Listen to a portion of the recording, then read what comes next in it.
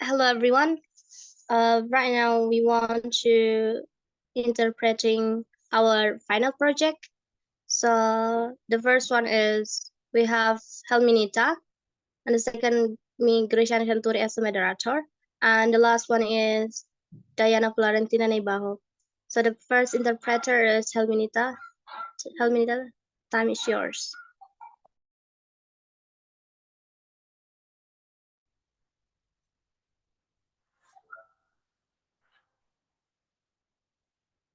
So, I'm from Guatemala. This is a public service announcement. That is where Guatemala is. Also, that is not where they keep the prisoners. That is called Guantanamo. Not the same place. So, Guatemala is right below Mexico.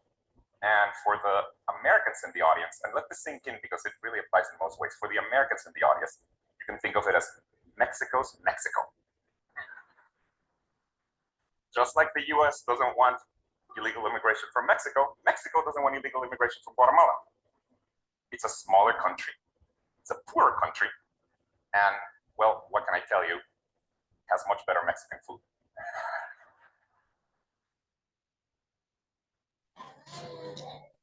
Oke, jadi saya dari Guatemala. Ini adalah pengumuman layanan masyarakat. Jadi disitulah Guatemala berada, dan itu bukan tempat mereka menahan para tahanan. Itu disebut Guantanamo, tempatnya tidak sama, jadi Guatemala berada di bawah Meksiko.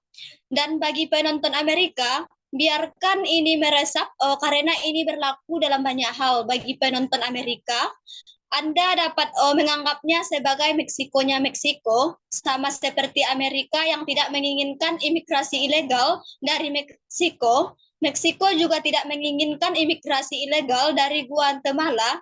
Ini adalah negara yang lebih kecil, ini adalah negara miskin, dan apa yang bisa saya lakukan kepada Anda, makanan Meksikonya jauh lebih enak. Next.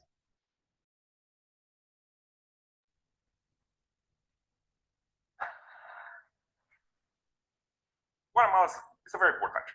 And a lot of people talk about education as something that brings equality to different social classes. But I always saw it as the opposite, as something that brings inequality. Because what happens in practice is that people who have a lot of money and buy themselves a really good education and therefore continue having a lot of money. Whereas people who don't have very much money barely learn how to read and write and therefore never make a lot of money. And this is especially true in poor countries.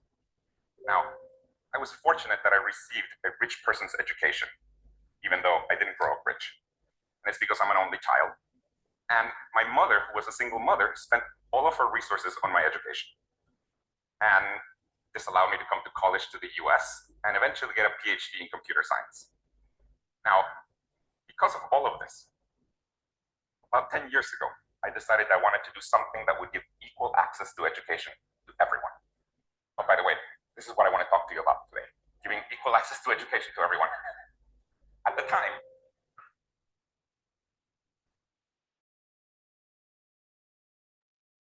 Jadi Guatemala adalah negara yang sangat miskin dan banyak orang berbicara tentang pendidikan sebagai suatu yang membawa kesetaraan bagi berbagai kelas sosial. Namun saya selalu melihatnya sebagai kebalikannya, sebagai sesuatu yang menimbulkan ketimpangan karena yang terjadi dalam praktiknya adalah orang-orang yang mempunyai banyak uang dan dapat membeli pendidikan yang sangat bagus untuk dirinya sendiri, dan karena itu terus mempunyai banyak uang, sedangkan orang yang tidak mempunyai banyak uang hampir tidak belajar membaca, menulis, sehingga tidak menghasilkan banyak uang. Dan hal ini terutama berlaku di negara-negara miskin. Sekarang saya beruntung mendapatkan pendidikan orang kaya, meskipun saya tidak tumbuh kaya dari orang kaya, dan itu karena saya anak tunggal dan ibu saya seorang anak tunggal juga menghabiskan semua sumber dayanya untuk pendidikan saya, dan hal ini memungkinkan saya untuk kuliah di Amerika Serikat dan akhirnya mendapatkan gelar PhD di bidang ilmu komputer.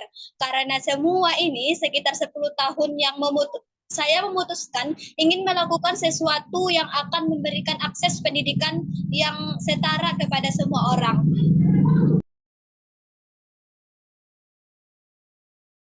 was a professor of computer science at Carnegie Mellon University. And I decided to work on this with my PhD students separate. The way my brain works, all of education is just too general of a problem. So I decided, let's start by teaching one thing. And then I started thinking, okay, well, what should we teach first? Should we teach math? We both love math. Me and my co-founder, we both love math. And we didn't decide to do math. Then we started thinking, well, maybe we should teach computer science. But eventually, and this may be surprising to people in North America, eventually we decided that the best subject to start with was teaching foreign languages. And let me tell you why. There's a number of reasons. One of them. Oh ya, inilah yang ingin saya bicarakan dengan Anda hari ini, memberikan akses pendidikan yang setara kepada semua orang. Saat itu saya adalah seorang profesor ilmu komputer di Universitas Carnegie Mellon dan saya memutuskan untuk mengerjakan hal ini bersama mahasiswa PhD saya atau disebut dengan Severin.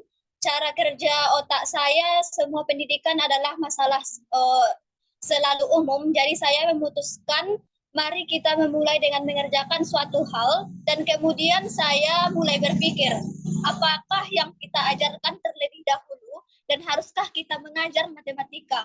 Maksudnya kami bersama teman saya menyukai matematika. Saya dan lalu kami memulai berpikir mungkin sebaiknya kami mengajar ilmu komputer. Next.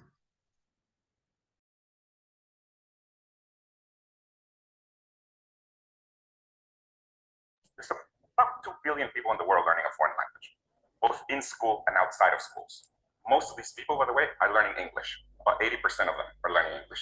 This weird map right here, all the countries in green are countries in which people are predominantly learning English. And the reason for that is because English can truly transform your life. In most countries in the world, knowledge of English can significantly increase your income potential. So this is another reason why we decided to start with foreign languages, and it's because you can directly make more money if you learn another language, in particular English. And see, this is pretty different than many other subjects. For example, take math. In the case of math, just knowledge of math does not increase your income potential, because usually you have to learn math to then learn physics, to then become a civil engineer. Like that's how you make more money. Whereas with languages, if you were a waiter and you learn English, now you can be a waiter at a hotel and make more money. So we decided, well, let's get started by teaching languages. Now,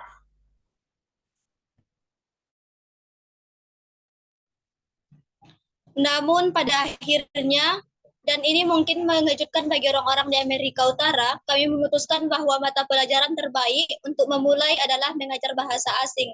Dan izinkan saya memberitahu Anda, ada beberapa alasan. Salah satunya adalah banyaknya penonton yang menontonnya. Ada sekitar 2 miliar orang di dunia yang belajar bahasa asing, baik di sekolah maupun di luar sekolah. Ngomong-ngomong, sebagian besar dari orang-orang ini sedang belajar bahasa Inggris. Dalam peta aneh di sini, semua negara yang berwarna hijau adalah negara yang sebagian besar penduduknya belajar bahasa Inggris. Alasannya adalah karena bahasa Inggris benar-benar dapat mengubah hidup Anda. Di sebagian besar negara, pengetahuan bahasa Inggris dapat meningkatkan potensi penghasilan Anda secara signifikan. Anda bisa langsung menghasilkan lebih banyak uang jika Anda mempelajari bahasa lain, khususnya bahasa Inggris. The next interpreter by Graciana Centuri.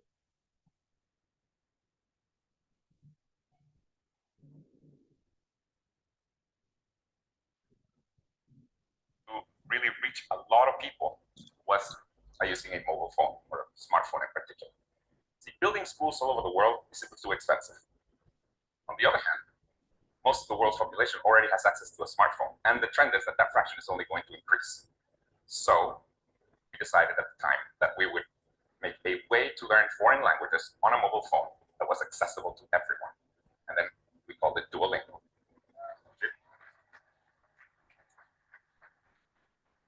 Now, in order to truly be accessible to everyone, rich and poor, Duolingo uses a freemium model to support itself. What that means is that you can learn as much as you want without ever having to pay. But if you don't pay, you may have to see an ad at the end of a lesson. Now, if you don't like ads, you can also pay to subscribe to turn off the ads. And it turns out that the vast majority of the revenue for Duolingo comes from people who pay to subscribe to turn off the ads.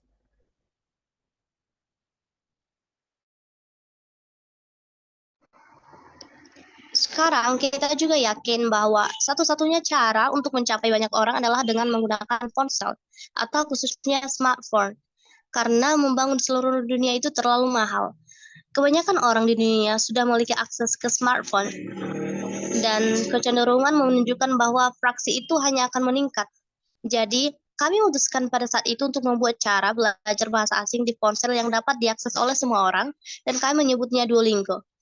Untuk benar-benar dapat diakses oleh semua orang, kaya dan miskin, Duolingo menggunakan model freemium untuk mendukung dirinya sendiri. Kamu bisa belajar sebanyak yang kamu mau tanpa perlu membayar. Tetapi, jika kamu tidak membayar, kamu mungkin akan melihat iklan setelah pelajaran. Jika tidak suka iklan, bisa bayar untuk berlangganan dan menonaktifkan iklannya. People who pay to subscribe to turn off the ads. Well, they're usually people, the well-off people in rich countries like the US and Canada. Who are the people who don't pay to subscribe? They usually come from poorer countries like Brazil or Vietnam or Guatemala. What I like about this model is that it is a small form of wealth redistribution because we're basically getting the rich people to pay for the education of everyone. So I like that. Yes. So great. So with smartphones, we can reach a lot of people and we can even get the rich people to pay for the whole thing. This is great. However, you're trying to deliver education with a smartphone, you run into a humongous problem. And it is that smartphones come equipped with some of the most addictive drugs that humanity has ever engineered. TikTok, Instagram, mobile games. See, delivering education over a smartphone is like hoping that people will eat their broccoli, but right next to it, you put the most delicious dessert ever made.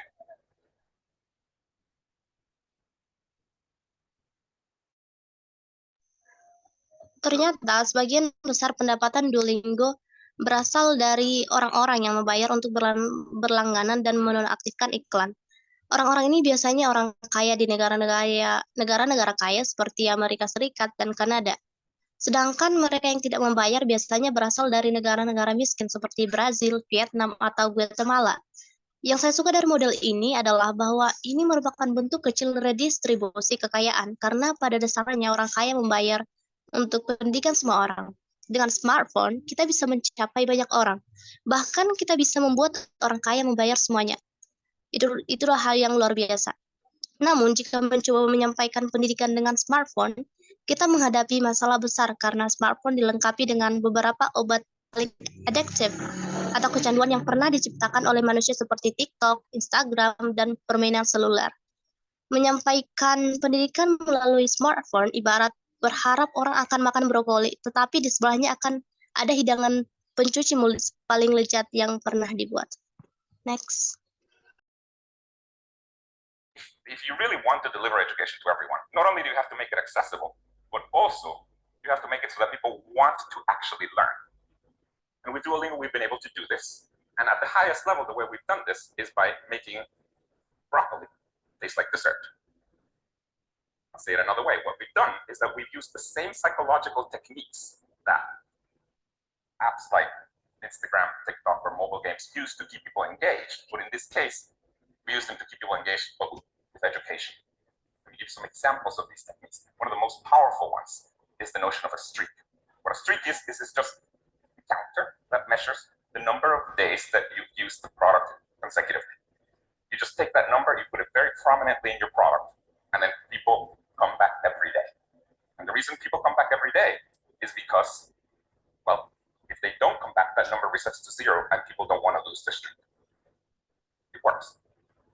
Now, on the one side, streaks have been criticized for example, getting teens addicted to Snapchat. But in the case of an educational app, streaks get people to come back to study every day. Now, to give you an idea of the power of streaks, in the case of Duolingo, we have over 3 million daily active users that have a streak longer than 365.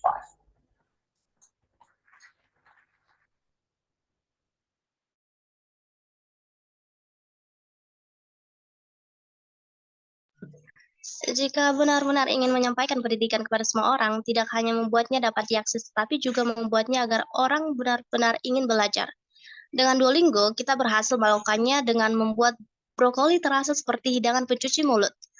Kami menggunakan teknik psikologis yang sama dengan aplikasi seperti Instagram, TikTok, atau permainan seluler untuk membuat orang tetap terlibat.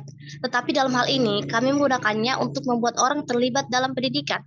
Salah satu teknik paling kuat adalah ide Strike yang mengukur jumlah hari pengguna menggunakan aplikasi secara berurutan. Ini membuat orang kembali setiap hari untuk tidak kehilangan strike-nya. Di Duolingo, lebih dari 3 juta pengguna aktif harian memiliki strike lebih dari 365 hari. Next.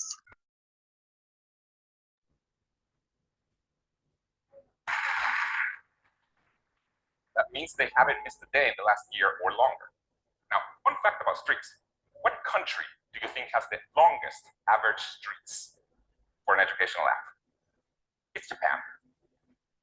Of course. Shortest average streaks? Latin America, baby. But we're fun. Hey, we're fun. Another important mechanism to get people to come back to your product are notifications. On the one side, notifications can be really spammy and annoying. But in the case of an educational product, people actually want to be reminded to learn. In the case of Duolingo, we have a very sophisticated AI system that basically chooses when to send a notification and also what to say in each notification to maximize the probability that people come back. Now, interestingly, even after all this sophistication, it turns out that the algorithm for choosing what time to send you a notification is pretty simple. You know what is the best time to send people a notification? I'll tell you. It's 24 hours after they used the product last. Because, and there's an easy explanation. If you were free yesterday at 3 p.m., you're probably free today at 3 p.m. as well. So this is what a very sophisticated millions of dollars of AI found.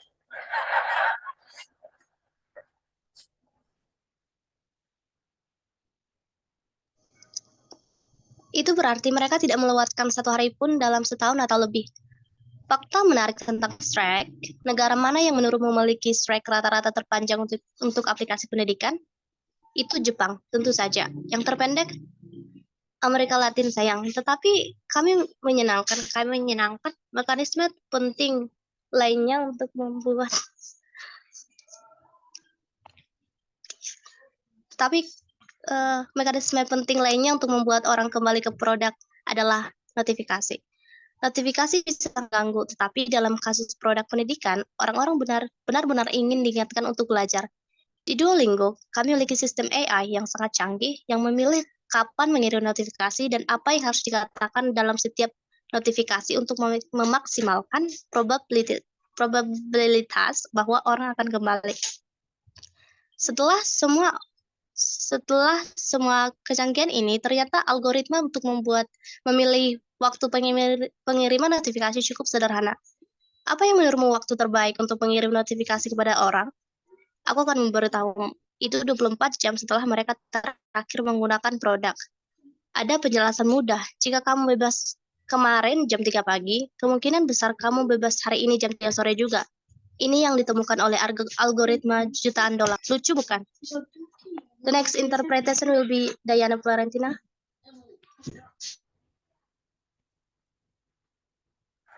It's funny. Now, with notifications, you shouldn't be spamming. And we're not spamming. With Duolingo, we actually stop sending notifications after 7 days of inactivity. So if you don't use Duolingo for 7 days, we stop sending you notifications. Now, at some point, it occurred to us, if we're stopping to send people notifications, we should let them know. So we started sending this notification to people saying, hey, these reminders don't seem to be working. We'll stop sending them for now. You know what people do when they get this notification? They come back. Passive aggressive. Works for my mother, works for Duolingo.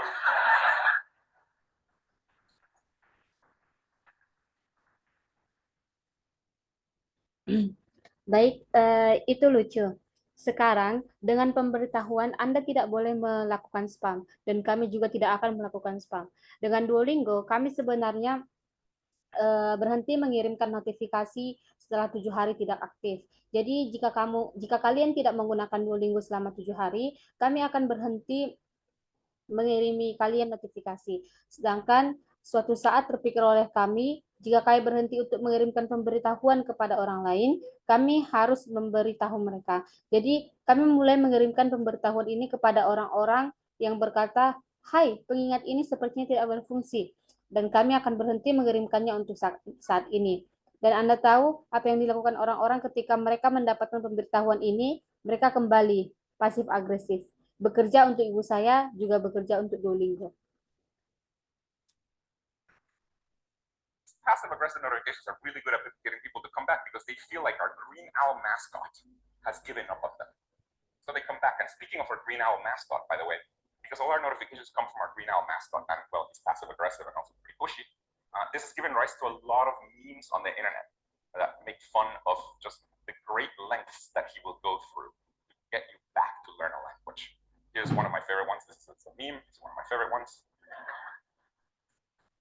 Basically, looks like you forgot your Spanish lessons, and then there's an intruder alert. Presumably the owl broke into your house to get you learn language. Now, Duolingo has entered the zeitgeist, and there's thousands of memes, there's SNL skits about it, and it's because we've managed to get people to want to learn a language by using the same techniques that mobile games and social media use to get people engaged. And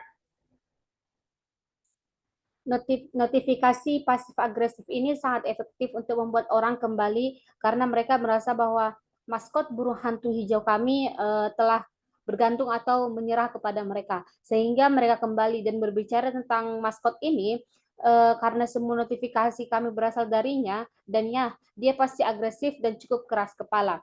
Ini telah melahirkan banyak meme di internet yang membuat lelucon tentang sejauh mana dia akan pergi untuk membuat Anda belajar bahasa.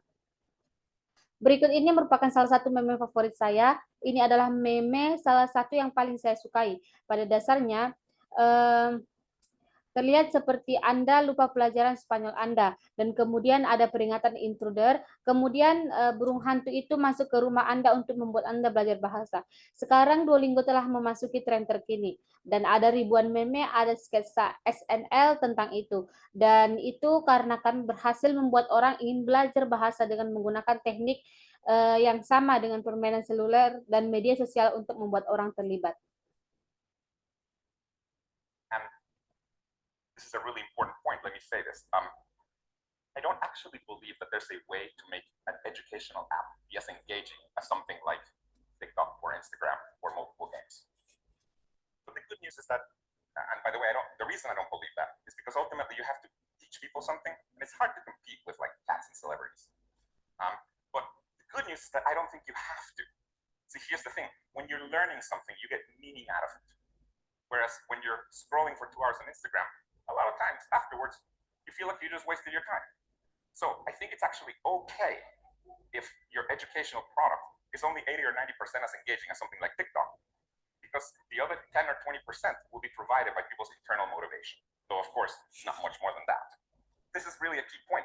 If you want to get people to do something meaningful, you can use the same techniques that apps like social media, in the case of Ini adalah poin yang terpenting. Izinkan saya mengatakan ini. Sejujurnya, saya tidak percaya bahwa ada cara membuat aplikasi pembelajaran semenarik ini seperti TikTok atau Instagram atau permainan seluler.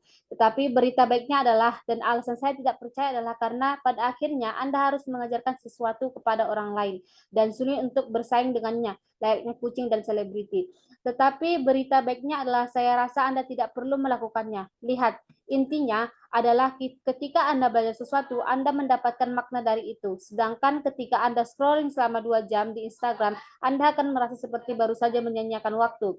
Jadi menurut saya, sebenarnya tidak masalah jika produk pendidikan hanya 80 atau 90% seperti TikTok, karena 10 atau 20% lainnya akan diberikan oleh motivasi internal orang.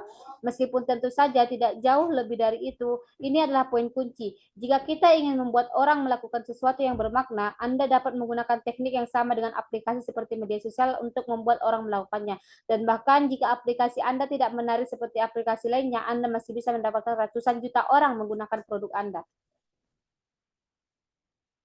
In the case of Duolingo, we can do what Duolingo has done for learning languages, but for all other subjects, where we can get people to learn math with mobile phones, like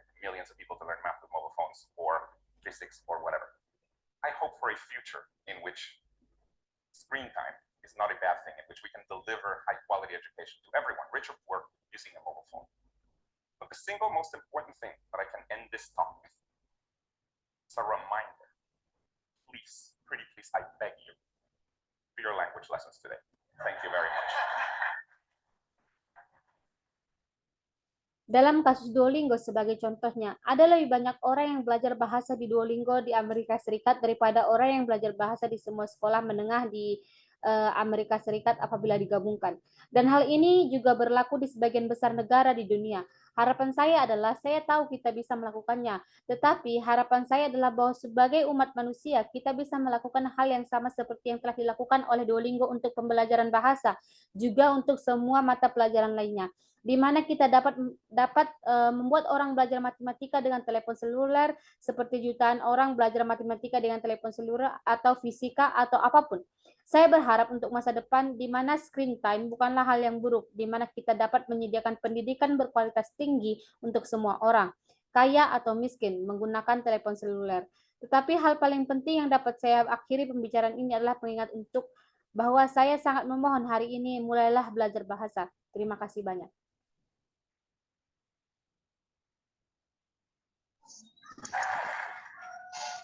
That's all from. It's really. Thank you so much. Thank you.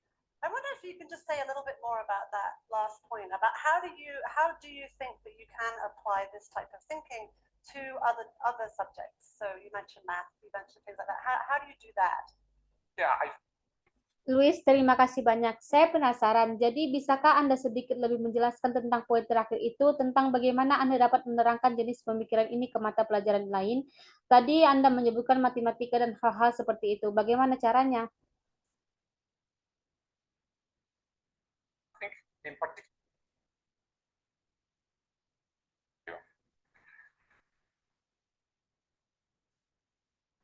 menurut saya, terutama untuk mata pelajaran yang saya pelajari melalui pengulangan dan ternyata sebagian besar hal yang benar-benar bermakna dipelajari melalui ribuan pengulangan. Anda belajar membaca melalui pengulangan. Anda belajar matematika dasar di sekolah melalui pengulangan. Sebagian besar hal yang dapat Anda pelajari melalui pengulangan sebenarnya dapat dijadikan sesuatu seperti Duolingo, di mana orang hanya melakukannya rutin dan menyenangkan. Ini sedikit lebih sulit untuk hal-hal seperti penjelasan. Itu mungkin membutuhkan beberapa video yang sangat bagus. Salahkan sebagai pekerja yang sangat baik dengan itu. Tetapi untuk hal-hal yang membutuhkan banyak pengulangan, saya pikir kita bisa menggunakan metode yang sama. That's all from me. Thank you. Back to moderator.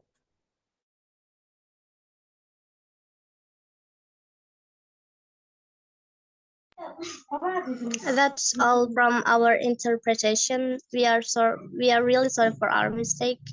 Thank you for attention. Thank you so much.